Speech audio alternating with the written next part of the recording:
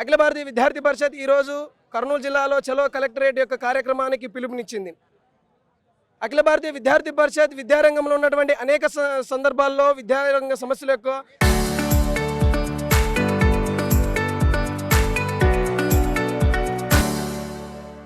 అధికారులు ఉన్నతాధికారులకు తెలియజేసినటువంటి సందర్భంలో కూడా ఉన్నతాధికారులు ఎవరు కూడా స్పందించలేనటువంటి దాఖలాలు ఏర్పడ్డాయి.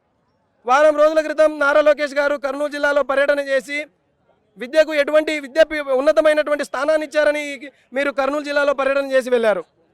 అఖిల భారతీయ విద్యార్థి పరిషత్ మీరు యువగలం పాదయాత్ర చేస్తున్నటువంటి సందర్భంలో ఎక్కడికక్కడ జీవో నెంబర్ 77ను రద్దు చేయాలని అఖిల భారతీయ విద్యార్థి పరిషత్ ఆ రోజు డిమాండ్గా మీ ముందు పెడితే, నేను అధికారంలోకి వచ్చిన వెంటనే జీవో నెంబర్ 77ను రద్దు చేసి పీజీ ఉన్నతమైనటువంటి విద్యార్థులకు అధికారాన్ని నాణ్యమైనటువంటి విద్యను ఇస్తానన్నటువంటి నారా లోకేష్ గారు అధికారంలో రాగానే పీజీ స్టూడెంట్స్ అందరినీ మర్చిపోయడం జరిగింది.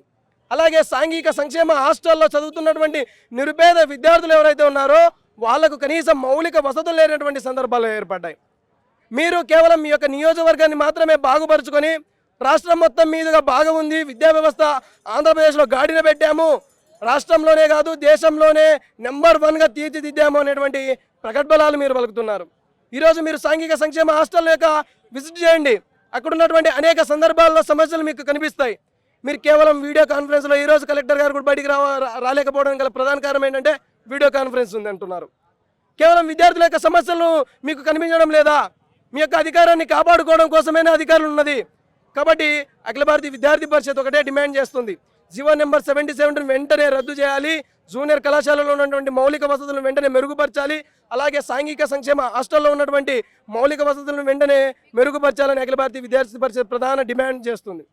అలాగే ఫీజు రియంబర్స్మెంట్ 6,800 కోట్ల రూపాయల ఫీజు రియంబర్స్మెంట్ ఉంటే మీరు ఫీజు రియంబర్స్మెంట్ తూతూ మంత్రంగానే 200 కోట్లు 300 కోట్లు ఇస్తూ అధికారులను మభ్యపెట్టిస్తూ విద్యార్థులను మభ్యపెట్టేటువంటి ప్రయత్నం చేస్తున్నారు.